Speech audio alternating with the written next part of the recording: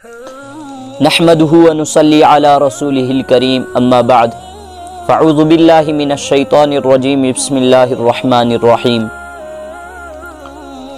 फ़क़द क़ाल अल्लाहु तबारक व तआला फ़ी कलामिहिल मजीद या अय्युहल्लज़ीना आमनु उदख़ुलू फ़िस्सिल्मि काफ़्फ़ह व क़ाल अन्नबिय्यु सल्लल्लाहु अलैहि वसल्लम ला ततमन्नवुल मौत औ कमा क़ाल अलैहि सलातु व तस्लीम सदक़ल्लाहु मौलानल अज़ीम।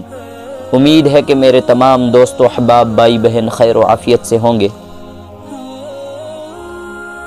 अल्लाह ताला ने फिर से एक मौका इनायत फरमाया आपके रूबरू होने का, तो इस मौके को मज़ीद फ़ायदेमंद बनाते हुए हम थोड़ी देर आपके सामने एक अमूमी मौजू पर गुफ्तगू करना चाहते हैं। अल्लाह ताला हमारे इस गुफ्तगू करने को, आपके सुनने को और हमारे इसके ऊपर अमल करने को दुनिया के अंदर हिदायत और आखिरत के अंदर निजात का ज़रिया बनाए। सामईन, मैंने आपके सामने कुरान करीम की एक मुख्तसर सी आयत तिलावत की कि अल्लाह ताला कलाम पाक में फरमाते हैं, ए या अय्युहल्लज़ीना आमनु उदख़ुलू फ़िस्सिल्मि काफ़्फ़ह, ए ईमान वालो दाखिल हो जाओ पूरे के पूरे ईमान में, पूरे के पूरे इस्लाम में। कि हम जब तक मोमिन नहीं, जब तक हम पूरे के पूरे इस्लाम में दाखिल नहीं हो जाते। और आगे मैंने हदीस पाक का एक मुख्तसर सा टुकड़ा पेश किया। अल्लाह के नबी सल्लल्लाहु अलैहि वसल्लम ने फरमाया, ला ततमन्नवुल मौत, मौत की तमन्ना मत करो।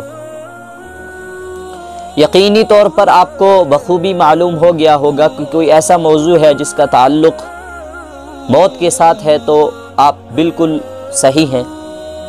हम आपके सामने आज एक ऐसे मौजू के ऊपर बात करना चाहते हैं जो हमारे माशरे में एक मर्ज़ की तरह फैलता जा रहा है, जिस हम उसे खुदकशी कहते हैं। कि अल्लाह के नबी सल्लल्लाहु अलैहि वसल्लम ने फरमाया, मौत की तमन्ना मत करो। और खुदकशी जो है एक ऐसा अमल है कि जिसकी वजह से इंसान अपनी अबदी ज़िंदगी, जिसको हम और आप आखिरत कहते हैं, ना ख़त्म होने वाली ज़िंदगी, उसको बर्बाद कर देता है। अल्लाह के नबी सल्लल्लाहु अलैहि वसल्लम ने फरमाया, हदीस पाक का मफ़हूम है कि जो शख्स जिस हालत पर मरेगा उसी हालत पर कल क़यामत के दिन उठाया जाएगा और उसका हश्र उसी के मुताबिक होगा जिस अमल में वो मरा है। यानी कि एक वाज़ेह हदीस है कि उसके अंदर अल्लाह के नबी सल्लल्लाहु अलैहि वसल्लम ने फरमाया, जो आदमी खुदकुशी करे, अपने आप को मारे, और जिस तरीक़े से और जिस ज़रिए से उसने अपने आप को मारा होगा, अल्लाह ताला जहन्नम के अंदर उसको जो है हमेशा हमेशा के लिए डाल देंगे और अल्लाह ताला उसी अमल के ज़रिए से उसको सज़ा देते रहेंगे। कि अगर उसने जहर खाई होगी तो अल्लाह ताला कल क़यामत के दिन दोज़ख के अंदर उसको उसी तरीक़े से अज़ाब देंगे कि वो हमेशा हमेशा क्या करता रहेगा, जहर पीता रहेगा। और यकीनी तौर पर जब हम देखते हैं कि अगर कोई बंदा दुनिया के अंदर जहर पी लेता है तो उसकी हालत क्या होती है, उसका जिस्म अजीब व गरीब तरीक़े से फूल जाता है और उसको जहर पीते हुए आदमी को बहुत सारी मुश्किलात का सामना करना पड़ता है। उसकी पूरी की पूरी दिमाग, दिल और पूरे जिस्म की नसें डैमेज हो जाती हैं, फट जाती हैं, कि इतना ज़ोर होता है उस जहर में। और यकीनी तौर पर जब अल्लाह ताला उसको दोज़ख के अंदर वो जहर देंगे तो वो दुनिया की जहर नहीं होगी, मामूली जहर नहीं होगी, वो बहुत ही ज़्यादा ख़तरनाक जहर होगी। इसी तरीक़े से अगर किसी आदमी ने डूब कर, कहीं छलांग लगाकर, पहाड़ के ऊपर से कूद कर अपने आप को मारा होगा तो अल्लाह ताला दोज़ख के अंदर उसी तरीक़े से उसको अज़ाब देते रहेंगे। और हदीस के अंदर आता है कि वो हमेशा हमेशा के लिए कहाँ रहेगा, दोज़ख के अंदर रहेगा। اس کو کوئی نجات نہیں ملے گی۔ اور اللہ کے نبی صلی اللہ علیہ وسلم کی اس عمل سے یہ واضح ہو جاتا ہے کہ یہ کس قدر ایک بالکل جو ہے ایسا عمل ہے جس کے اوپر ہم افسوس سے زیادہ اس کی مذمت کر سکتے ہیں۔ وہ کیسے کہ اللہ کے نبی صلی اللہ علیہ وسلم کے پاس جب کوئی ایسا جنازہ لایا جاتا کہ وہ خودکشی کر کے مرا ہوا ہوتا تھا تو اللہ کے نبی صلی اللہ علیہ وسلم بالکل اس جنازے سے انکار کر دیتے تھے، اس جنازے کو پڑھنے سے۔ اور یہ واضح طور پر ہم بھی اس چیز کو جان سکتے ہیں کہ جب کوئی آدمی زہر کھا کر خودکشی کر کے مر جاتا ہے نا، اس کے اوپر کوئی افسوس نہیں کیا جاتا۔ تھوڑے دن کے لیے دکھلاوے کے طور پر اس کے رشتہ دار اعزا اقربا روتے دھوتے رہتے ہیں، بس وہ ابدی ان کے دل میں ایک وہ ٹھیس نہیں پہنچتی۔ سب کو معلوم ہوتا ہے کہ یہ جو مر گیا ہے تو یہ اس نے کوئی بڑا کام نہیں کیا ہے، بہت برا کام کر کے مرا ہے، خود اپنی جان دی ہے۔ اور یہ بالکل تقدیر کے خلاف ہے، اور اللہ کے نبی صلی اللہ علیہ وسلم نے ایسے آدمی پر جو ہے ترس بھی نہیں کھایا۔ حالانکہ اللہ کے نبی صلی اللہ علیہ وسلم سے زیادہ ترس کون کھائے گا امتی کے لیے، کہ ایسے نبی کہ ہر نبی کو ایک دعا دی گئی کہ وہ دنیا میں اس دعا کو مانگے گا، اللہ تعالیٰ اس کو قبول کریں گے۔ اللہ کے نبی صلی اللہ علیہ وسلم فرماتے ہیں میں نے وہ دعا دنیا کے اندر نہیں مانگی، میں کل قیامت کے دن اس دعا کے ذریعے سے پوری امت کو جنت میں لے کر جاؤں گا، سفارش کروں گا، شفاعت کروں گا پوری امت کی۔ ایسے نبی، ایسے ترس کھانے والے نبی، اور وہ کیا کہ بالکل ترس نہیں کھایا ایسے آدمی پر جس نے خودکشی کی ہو۔ اور ہمیں بھی ترس نہیں کھانا چاہیے، اسی لیے علماء کا بالکل واضح طور پر اس کے اندر جو ہے علماء اور فقہا کا یہ ہے قول ہے کہ وہ کہتے ہیں کہ بالکل عالم دین اور نیک لوگ ایسے جنازے میں شرکت نہ کریں جس نے خودکشی کر کے اپنے آپ کو مارا ہو، کیونکہ اس سے کیا ہوگا کہ لوگوں کے اندر جو ہے یہ خودکشی کرنا جو ہے اس کو لوگ کیا کریں گے، فیور کریں گے۔ ہاں، تو اس لیے فرمایا کہ ایسے آدمی کا جنازہ اٹینڈ نہ کیا جائے، اس کے اندر شرکت نہ کی جائے۔ ہاں، لوگ جنازہ پڑھ لیں مگر اس کے اندر بڑے معزز لوگ جو ہے اس کے جنازے میں شرکت نہ کریں۔ خود حساب لگائیں خودکشی کیسا عمل ہے، کہ یہ ایسا عمل ہے کہ جب اس کو کرنے والا اس کا مرتکب ہو جاتا ہے تو وہ اپنی موت کو حرام کر دیتا ہے۔ اس کو جیسے وہ دنیا میں بھی اپنے آپ پر عذاب لے کر کیا کیا اس نے کہ عذاب لایا، اور آخرت کے لیے اس نے ابدی اپنے لیے عذاب کا کیا بن گیا، وہ مستحق ہو گیا۔ کہ اللہ تعالیٰ نے دنیا کے اندر ہمیں امتحان کے لیے بھیجا ہے۔ کوئی آدمی بھی امتحان سے چھٹکارا حاصل کرنے کے لیے اپنی آپ کو مار دے اور وہ یہ سوچے میں چھٹکارا حاصل کر لوں گا، وہ نہیں، وہ اللہ کے یہاں مجرم ہوگا، اور اللہ کے یہاں جو مجرم ہوتا ہے تو اللہ تعالیٰ اس مجرم کو سخت ترین سزا میں کیا کرتے ہیں، ہاں، اس کو مزہ چکھاتے ہیں۔ ہاں، تو یہ موضوع اس لیے ریکارڈ کیا گیا کہ آج کل ایک سوشل میڈیا کے اوپر ایک جو ہے ایک ویڈیو وائرل کی جا رہی ہے جس کے اندر ایک الہ آباد گجرات کی کوئی لڑکی، عائشہ نام کی لڑکی، کہ اس نے کیا کیا کہ خودکشی کر کے اپنی جان دے دی، ڈوب کر مر گئی، تو اس کے اوپر بڑا افسوس کیا جا رہا ہے۔ بہرحال ہم اس کے اوپر کوئی طنز نہیں کرنا چاہتے، مگر جب اس کے اندر تھوڑی سی معمولی تحقیق کی گئی، کیونکہ ایسے عمل کے اوپر تحقیق ہی کیا کرنا جو حرام موت مرا ہو، ہم اس کو بالکل تحقیق کے قابل نہیں سمجھتے، مگر پھر بھی اس جو ہے دوست و احباب سے سننے میں آیا کہ وہ جہیز کی وجہ سے اس نے جان دے دی۔ کہ اور اس کے اندر ایک اور چیز آتی ہے کہ اس نے پہلے جو ہے جس سے شادی کی تھی تو وہ محبت کے بعد شادی کی تھی، یعنی محبت کی شادی تھی، اور یقینی طور پر آج کل جو یہ خودکشی کی جاتی ہے اس کا 90% جو سبب و ذریعہ ہوتا ہے نا، وہ عاشق معشوقی کی وجہ سے ہوتا ہے۔ عموماً عورتیں اگر پہلے بھی عموماً یہ خودکشی جو ہے عورتوں کے اندر مرض زیادہ پایا جا رہا ہے، تو عورتیں یا تو محبت کرنے کے درمیان، یعنی محبت کرتے کرتے اپنے عاشق کے لیے جان دے جاتی ہیں، یا تو محبت پوری ہونے کے بعد یعنی نکاح ہو گیا اگر، تو اس کے بعد وہ کیا کہ اپنی جان دے دیتی ہیں غیرت کے لیے، ہے نا، اپنے عاشق کو ڈرانے کے لیے، دھمکانے کے لیے، یا اس کو ایک مزہ چکھانے کے لیے۔ تو اس لیے یہ عموماً 90% اس کی وجہ یہی بنتی ہے۔ خیر، تو اس کے اندر ہم نے سنا کہ وہ جہیز کی وجہ سے اس کو تنگ کیا جا رہا تھا، اس نے کیا کیا کہ تنگ آ کر خودکشی کر لی۔ تو ہم جہیز کے اوپر تھوڑی سی گفتگو بھی کر لیں۔ اسی کے متعلق میں آپ کے سامنے چند اشعار پڑھتا ہوں۔ تو کسی شاعر نے کیا خوب لکھا ہے، گھر بیچ کر غریب کب تک بیاہے گا بیٹیاں، گھر بیچ کر غریب کب تک بیاہے گا بیٹیاں، یہ جہیز کب تک یوں ہی کھائے گا بیٹیاں، ایسے ہی چلن سماج میں رہا تو ایک دن، ایسا ہی چلن سماج میں رہا تو ایک دن، پھر سے یہ باپ زندہ دفنائے گا بیٹیاں۔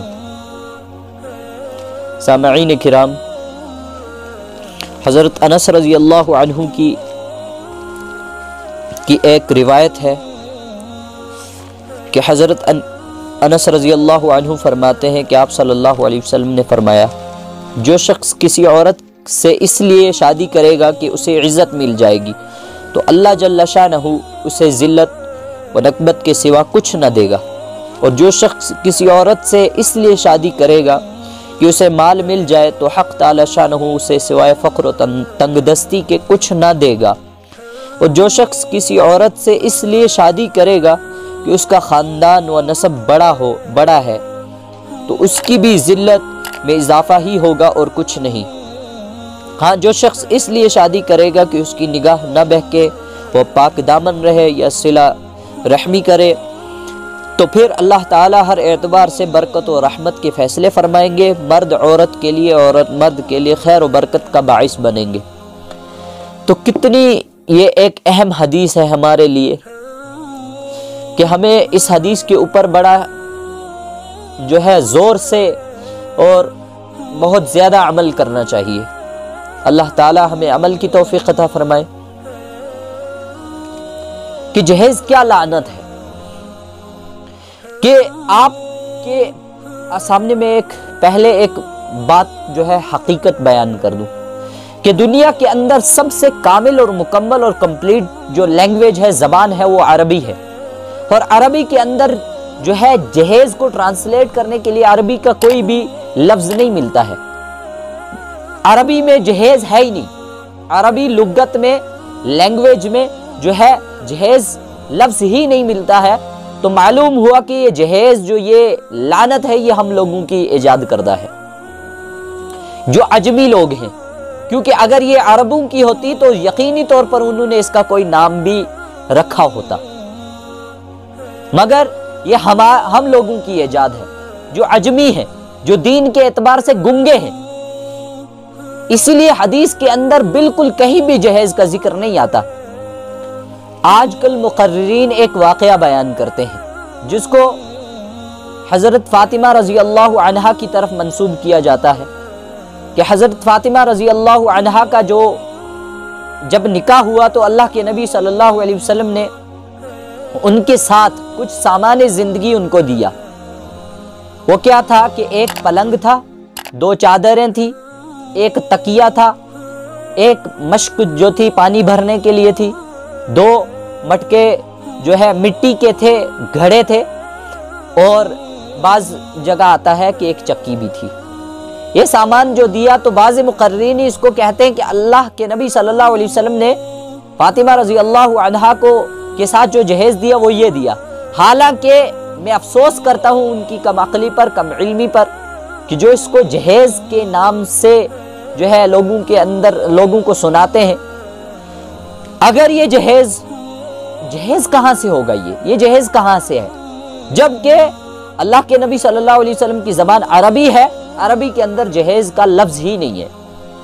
اگر آپ جہیز کو عربی کے اندر ٹرانسلیٹ کریں گے تو اس کا لفظ کوئی بھی نہیں آئے گا، کیونکہ جہیز کا کوئی ہے ہی نہیں، ثبوت ہی نہیں ملتا ہے، حقیقت ہی نہیں ہے یہ ایک ایسی چیز ہے جو بالکل ہم نے خود گھڑی ہوئی ہے اپنے دماغوں اپنے عقلوں کے ذریعے سے. اسی وجہ سے اس کے اندر بہت ساری قباحتیں ہیں، بہت سارے نقصانات ہیں، اس کا کوئی فائدہ نہیں. اور عموماً آج کل امیر لوگ اپنے بیٹیوں کے ساتھ بڑے بڑے جو سامان زندگی دیتے ہیں، ان کو بڑے بڑے ٹرک گاڑیاں بھر بھر کے دی جاتی ہیں سامان، تو وہ اپنی غیرت دکھانے کے لیے دیتے ہیں کہ ہم اپنی بچی کو جو ہے بے یار و مددگار نہیں چھوڑ رہے. مگر ان کو یہ بھی پتہ نہیں ہوتا کہ اسی کی وجہ سے ان کی بچیوں کا حال کیا ہوتا ہے آگے جا کر، کہ وہ جو ہے سسرال والے ان بچیوں کے وہ ان کی لالچ اور بڑھتی ہے، وہ اس کے اندر نقص نکالتے ہیں، کمیاں نکالتے ہیں. یا پھر اس وجہ سے جو غریب لڑکیاں ہوتی ہیں وہ کیا ہوتی ہے، ان کے اندر ایک حرص پیدا ہوتی ہے، خواب وہ بنانے لگ جاتی ہے کہ میرا جب نکاح ہوگا کہ میرے ساتھ بھی ایسے ہی سامان بھیجا جائے گا. اور معاشرے میں یہ ایک مرض پھیلتا جا رہا ہے جس کی وجہ سے 90% گھروں کی تباہ حالی جو ہے اس کی بڑی وجہ جو ہے وہ یہی بنتی ہے. شادیوں کے اندر بیجا رسومات اور شادیوں کے اندر دیا گیا جہیز، اسی وجہ سے کروڑوں خاندان جو ہے اجڑے ہیں. بہت ساری بچیوں نے جو ہے اس کی وجہ سے خودکشیاں کی ہیں. سسرال والے ان کو تنگ کرتے ہیں کہ تم نے جہیز کم لایا، یا نقص نکالتے ہیں، یا اور لڑائیاں جھگڑے ہوتے ہیں اس کی وجہ سے. تو اسی وجہ سے وہ کیا ہوتا ہے کہ یا پھر بہت سارے ماں باپ زہر پی کر پورے کے پورے خاندان کو بچیوں سمیت زہر پی جاتے ہیں، خودکشی کر لیتے ہیں، جو ہے تباہ کر دیتے ہیں اپنے خاندان کو، کیونکہ وہ ادا نہیں کر پاتے. اسی کے متعلق آپ کے لیے 2 واقعے بیان کرتا ہوں. ایک واقعہ حضرت مفتی تقی عثمانی صاحب لکھتے ہیں کہ ملک شام سے ایک شیخ العرب آئے تھے ہمارے یہاں. وہ مہمانی کے طور پر ہمارے یہاں تھے، تو چونکہ ہم عجمی لوگ ہیں، ہم بڑا احترام کرتے ہیں عرب لوگوں کا. تو ایک صاحب آئے اور انہوں نے کہا، ایک عرب سے، اس عربی شیخ سے کہا کہ حضرت میرے لیے دعا کریں کہ میں بآسانی اپنی بچیوں کا نکاح کر سکوں. انہوں نے کہا بھائی یہ تو بہت خوش قسمتی کی بات ہے، آپ نکاح کریں گے. انہوں نے کہا خوش قسمتی، بس بدقسمتی ہے میری کہ میری 4 بچیاں ہیں. تو ان کو ایک تعجب محسوس ہوا، یہ کیا کہہ رہا ہے کہ میرے پاس اتنی مال و دولت نہیں ہے میں ان کا نکاح کر سکوں، بس آپ دعا کیجئے کہ وسعت ہو جائے. تو انہوں نے پوچھا، جب وضاحت پوچھی کہ کیا معاملہ ہے، تو انہوں نے پوچھا کہ آپ کے بچے ہیں یا بچیاں ہیں، لڑکے ہیں یا لڑکیاں ہیں. انہوں نے کہا لڑکیاں ہیں. تو کہا لڑکیوں کے نکاح کے لیے آپ اتنی وسعت کیوں ڈھونڈتے ہیں، وہاں کیا ضرورت پڑتا ہے آپ کو. تو جب انہوں نے سنایا تو وہ شیخ اپنا سر پکڑ کر بیٹھ گئے اور بڑے مایوس ہوئے کہ کیا وجہ ہے. پھر انہوں نے بتایا کہ ہمارے یہاں تو بالکل خالی ہاتھ جاتی ہے لڑکی، کیونکہ ہم اس کو ایک ذمہ دار کے سپرد کرتے ہیں، اس کی تمام ذمہ داریاں اس کے شوہر پر عائد ہوتی ہیں، تو اسی وجہ سے ہم اس کو بالکل خالی ہاتھ بھیجتے ہیں تاکہ وہ اس کی ذمہ داریاں خود اٹھائے، کیونکہ اب اس کی ذمہ داری ہے. تو انہوں نے بڑا تعجب کیا اس کے اوپر. اور مفکر اسلام مولانا علی حسن ندوی علیہ الرحمہ کا ایک واقعہ ہے کہ ان کے پاس ایک شخص نے خط لکھا، اور خط میں لکھا کہ آپ پرسنل لا بورڈ کے صدر ہیں، تو آپ جو ہے کچھ مدد کیجئے میری کہ میں اپنی بچیوں کا کیا کر سکوں، کیونکہ ان کے لیے جہیز کا کچھ سامان اکٹھا کر سکوں. تو حضرت بہت افسردہ ہوئے اس چیز کو لے کر. اسی وجہ سے مسلم پرسنل لا بورڈ کا ایک بہت بڑی ایک وہ جو جس کو کہہ سکتے ہیں ہم تحریک چل رہی ہے کہ وہ جہیز کو ختم کروانا چاہتے ہیں. ہر جگہ ان کے بیانات میں جہیز کا ذکر ہمیشہ ہوتا ہے کہ اس لعنت کو ختم کی جائے. کہ ہم نکاح کے وقت مہر فاطمی کا تو ذکر بڑا بخوبی کرتے ہیں، اس کو بڑے خیال میں رکھتے ہیں، ذہنوں میں رکھتے ہیں، تو ہم نکاح کے وقت فاطمہ رضی اللہ عنہا جو ہے ان کے جو ہے سامان زندگی کو کیوں نہیں ذہن میں رکھتے کہ اللہ کے نبی صلی اللہ علیہ وسلم ان کے لیے سونے کے پہاڑوں کو لا سکتے تھے، ہے نا. تو مگر ان کے ساتھ کچھ بھی سامان نہیں، بالکل معمولی سا سامان گیا تھا. تو ہم کون ہوتے ہیں آج کہ ہم اس چیز کو جو ہے پوری آنے والی نسلوں کے لیے ایک بربادی کا ذریعہ بنائیں۔ تو اس لیے مہربانی کریں، ان دونوں چیزوں کو ختم کرنے کی کوشش کریں۔ اپنے بچوں کو، اپنے اولاد کو، اپنی جو ہے ماتحتوں کو، کلکم راعین و کلکم مسئول عن رعیتی، کہ آپ تمام کے تمام کیا ہیں؟ ذمہ دار ہیں، اور ہر ایک سے اس کی ذمہ داری کے متعلق سوال کیا جائے گا، اس کی رعایا کے متعلق سوال کیا جائے گا۔ اس کو اپنے ذہن میں رکھ کر اپنی ذمہ داریاں ادا کریں۔ ان دونوں چیزوں کے متعلق اپنی جو ہے ماتحتوں کو، جن کے آپ سرپرست ہیں، جن کے اوپر آپ کا زور چلتا ہے، آپ ان کو سمجھائیں، سکھائیں، پروموٹ کریں کہ جہیز کو بند کیا جائے اور خودکشی کو برا کام سمجھا جائے۔ الحمدللہ پہلے ہمارے کشمیر میں یہ جہیز کا کوئی رواج نہیں تھا، اب شروع ہوتا جا رہا ہے۔ اب ہم گمراہی میں جو ہے مگن ہوتے جا رہے ہیں، اب ہم اس غلاظت میں پڑتے جا رہے ہیں کہ پہلے بالکل سادہ انداز میں الحمدللہ شادیاں کی جاتی تھی ماشاءاللہ، آج کچھ لوگ اس کو پھر سے پروموٹ کر رہے ہیں، شروعات کر رہے ہیں۔ میں ان سے بالکل مؤدبانہ التماس کرتا ہوں کہ وہ ایسا نہ کریں۔ اگر آپ اپنی بچی کی مدد کرنا چاہتے ہیں، آپ کی یہ نیت ہے کہ ہم اس کو بے یار و مددگار نہ چھوڑیں، اس کے لیے سامان زندگی جو ہے اس کو میسر کریں، تو آپ اس کی خفیتاً جو ہے آپ کیا کریں کہ اس کی مدد کریں۔ آپ کے دل کے اندر جو خلوص ہے، اگر آپ دکھلاوا کرنا چاہتے ہیں تو یقینی طور پر اس کے اندر تباہی کے سوا آپ کو کچھ نہیں حاصل ہوگا۔ تو آپ اللہ کی رضا کے لیے خفیتاً اس سے کیا کریں، اس کی مدد کریں، چاہے کچھ دیں، ہدیہ دینا چاہتے ہیں، پیسہ دینا چاہتے ہیں، جو بھی دینا چاہتے ہیں، خفیتاً اس کی امداد کریں، مگر دکھاوے کے لیے نہ کریں، ورنہ آپ بہت ساری بچیوں کے قتل ہونے کا، بہت ساری بچیوں کے گھر اجڑنے کا، بہت ساری بچیوں کے بے نکاح رہنے کا آپ سبب بنیں گے۔ اللہ تعالیٰ سے ڈریں، خوف کھائیں اللہ تعالیٰ کا کہ اللہ تعالیٰ اگر ہمیں اس قہر میں پکڑیں اور اس کا سبب آپ بنے تو آپ کے ساتھ کیا معاملہ کیا جائے گا۔ اللہ حفاظت کرے ہماری۔ اللہ تعالیٰ ہمیں کہنے سننے سے زیادہ عمل کی توفیق عطا فرمائے۔ وآخر دعوانا ان الحمد للہ رب العالمین۔